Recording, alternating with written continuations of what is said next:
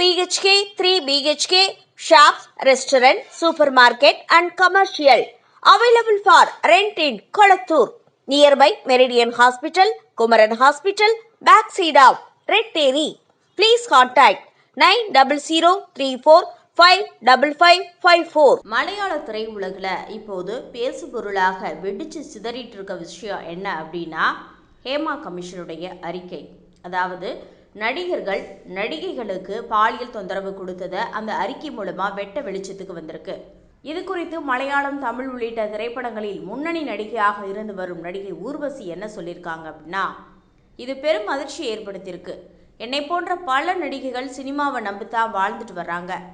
நாங்களெல்லாம் இப்படிப்பட்ட ஆண்கள் மத்தியில் தான் வேலை செஞ்சோம், வேலை செய்ய போகிறோம் அப்படிது நினச்சாலே ரொம்ப பயமாக இருக்குது, அதிர்ச்சியாக இருக்கிறது.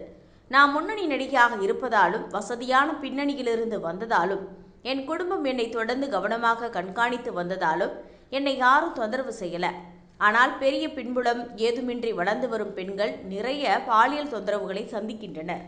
பெண்களுக்கு எதிரான பாலியல் துன்புறுத்தல்கள் மலையாள திரையுலகில் மட்டுமல்ல, எல்லா திரைத்துறையிலும் நடக்கிறது என்பது மறுக்க முடியாத உண்மை.